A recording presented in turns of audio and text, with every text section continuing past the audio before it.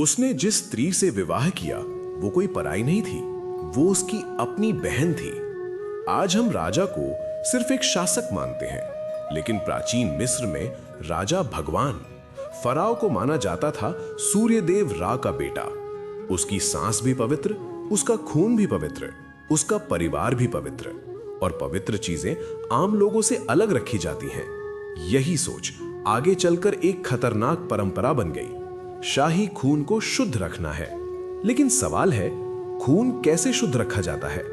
उत्तर था परिवार के अंदर शादी करके। तूतनखामुन का जन्म एक साधारण परिवार में नहीं हुआ था।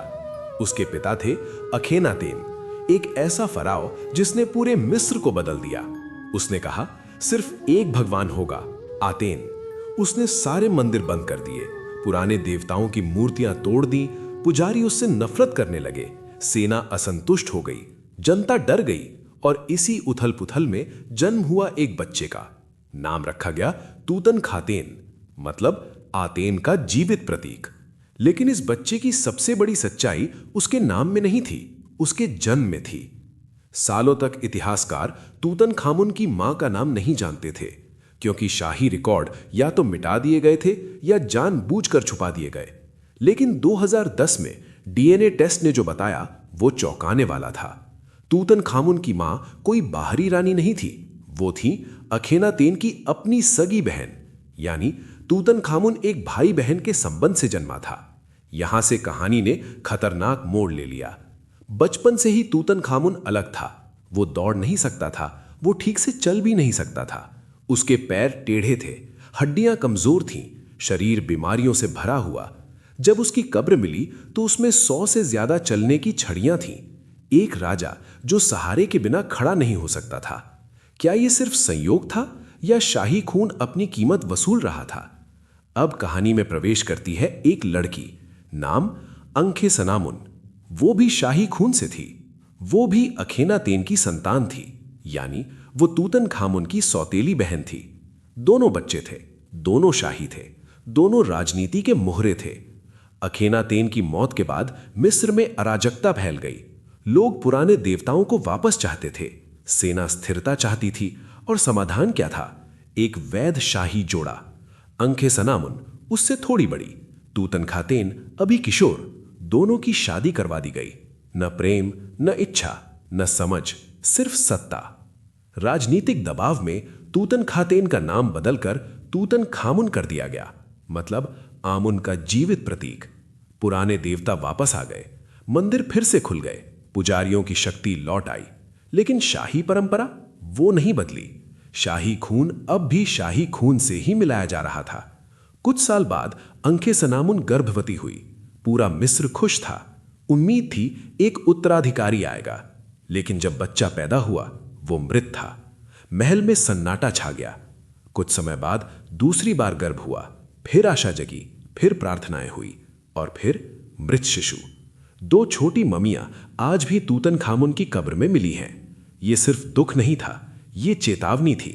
सदियों तक लोगों ने कहा तूतनखामुन शापित था, लेकिन आधुनिक विज्ञान कहता है निकट संबंधों में विवाह गंभीर जेनेटिक समस्याएं पैदा करता है। कमजोर प्रतिरक्षा तंत्र, शारीरिक विकार, मृत शिशु। क्या यह श्राप था या प्रकृति का नियम? 19 साल की उम्र, एक राजा, एक साम्राज्य, और अचानक मौत।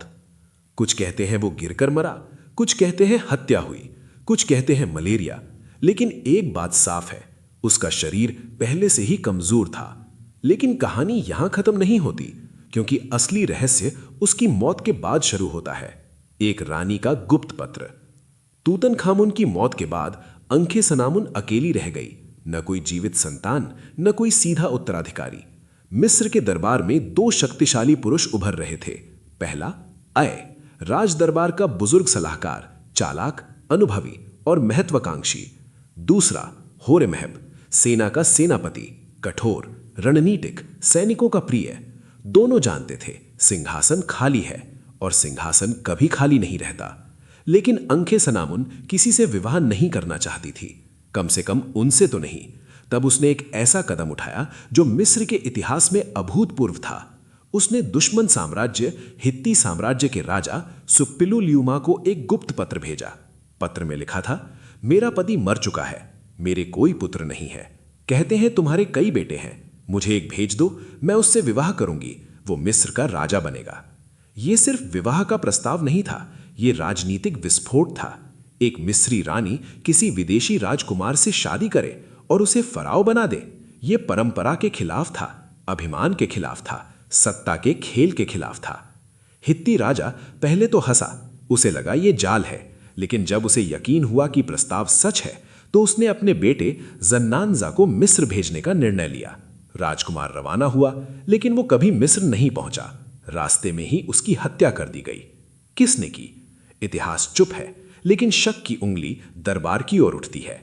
क्या आय ने अपनी सत्ता बचाने के लिए राजकुमार को मरवा दिया? क्या होरेमहब ने सेना की ताकत से खेल पलट दिया, या ये अंतरराष्ट्रीय साजिश थी? सच्चाई आज भी रहस्य है। राजकुमार की मौत के बाद अंखे सनामुन का नाम इतिहास से लगभग गायब हो जाता